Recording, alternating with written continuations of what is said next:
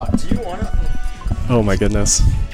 Hey kids. After this bracket finishes, can I put Legacy XP on the stream?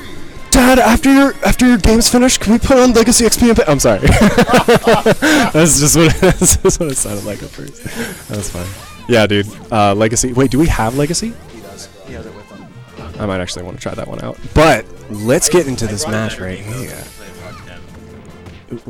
Better? Oh. That's Project M 4.0. It's Project M 4.0 when they accomplished what they were trying to do, which was make characters as good as original Fox and Falco. Yeah, it's good. It's pretty solid. Anyways, I believe the score is not 2-0. I believe it's 0-0. And we're going on to these losers. I believe this is losers finals, actually. Is this losers? Losers round 5, and that was, yeah, this is losers finals. All right. That is, things happen. Yeah. All right. Yeah. So yeah, as I've been saying with my new commentary technique, it's not a new technique, but just something I've noticed is like I don't even talk about who's winning until like the final 2 stocks. So as we're looking at this first game, we can definitely see that like Aki is leading the combo train for sure. He's gotten some pretty easy kills, and he's still sitting on his first stock, which is good. Nah, he's all right. He's all right. Yeah. Shockbound gave him a little bit too much space there with that second jump, where he just like double jumped and stood up. That was good. Aki double jump canceling off of the spring. Yeah. Those perfect jumps. So he caught him with the first hit of up air, but he missed the second hit. He might have DI'd. It looked like it was DI because like he didn't pop towards Sonic at all. He just stood still. Yeah, back throw. I don't know why. Oh, okay. Yeah. Aki's having fun. You can tell when Aki's feeling very comfortable. Clearly that was optimal. Up the 2s. Yeah, he keeps swinging him all over stage. You can't do that to Sonic, no matter how good it seems. Like, you get other characters because we're slow and we're like, oh, I can hit that. Right. Not Sonic. No, Sonic's too privileged. Don't let him have that. It's too privileged, yo. Wow. Yeah, that was good. That was good. Yeah. Just to cover all that space, just in case he DI'd outwards. I believe the term you're looking for is sexual tiger, but, you know. Yeah, sexual tiger.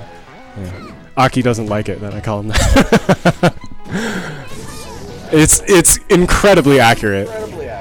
Ooh, and he lives. He lives. Ness is heavy. Ness is a fat kid. What a fat kid. Look at his head. He's so fat. Lucas is pretty fat too. Lucas is fat in a different way, which is weird to say.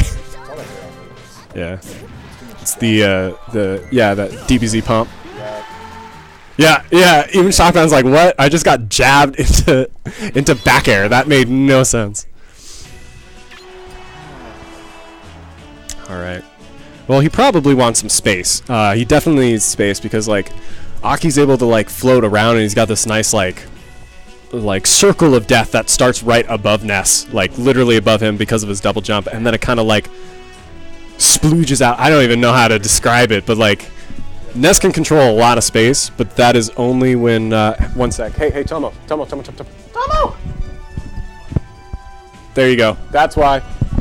Sorry, we're just having a few technical difficulties. The sexual tiger is calling Tomo out and what he was doing. And it's all good. It's all good. But yeah, I definitely think Aki's going to want more space for this next round. I'm sorry. Shockbound is going to want some more space for this round. Because in most stages, like, after Shockbound gets the hit, and he can't continue and he wants space, he's actually moderately in range of being chased by Aki. Like, when he gets out of it, in most of the stages, like Battlefield and whatnot, like, if he hits him with a down B and he can't immediately follow up, he kind of needs to run away, because Aki can do some stuff, at least put him into shield and, like, get on him. But with these bigger stages, I think Dreamland was a good choice. He's going to have a little bit more space on the bottom to run away and move around a little bit more. Keep it more about movement rather than like momentum and combos. Yeah, there you go. Aki needs to do some tricks with his down B and reverse the down B, but like that's you don't really do that unless you practiced it a whole bunch right down there. All right, so yeah, Aki just got the sweet spot. Aki got the sweet spot, and then the next frame of damage ticked on PK Fire, so Rascal was staying right there. Yeah, another down tilt into back air. And it's gonna take him out. Yeah, wow. There was an A move by Shockbound. That's rare.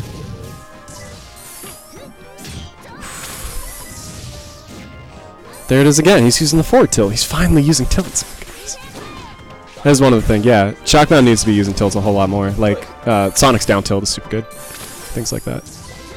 He can't fall on him like that. So that's if you guys don't know what he's trying to do whenever he does that is Sonic can charge down B and basically fall on top of other players. Yeah, and then he can just jump out of that as quick as he can because Sonic has ridiculous vertical recovery. He's fine. But that doesn't work against Aki because Side Magnet covers above Ness, so he's actually safe. But he chases him far enough down there that it gets pretty scary. He keeps catching him with nairs, honestly. Like, the back hit of Aki's nair keeps catching Sonic as he's coming at him. Right there, again, like right there. So he's moving back, and what that is, I'm trying to remember the exact name for this. Because it's, oh man, it's a very specific term, but when one hitbox is active and it moves, interpolation, that's what I'm looking for. So that's why he's getting it, is that he's using the nair and he's backing up. So it still holds that last hitbox a little bit away from him, so it's nice and safe. Yeah. Oh no, oh no. Yeah, that's gonna do it. He actually might have been able to if he'd gotten the almost straight up. Yeah, so when he comes down, like underneath the bottom side of that lip, what I'm saying is that he needs to down B and then reverse B, which will make him go in the opposite direction but not really lose any height, and then he can up B and get back. But that's something you really don't want to do either, because then he's got to break it, or actually he's got to straight release it. He can't jump out of it anymore. So it's like, Chevy's not kicked. Kick's not Chevy. yeah, come on, man. I mean, we both play Bowser, and I'm clearly just as good as Chevy is. I mean, but yeah, I mean, I used to be. I'm not, but I used to be. I still remember my first tournament match was against Chevy. That's the amazing thing. That was my first tournament match.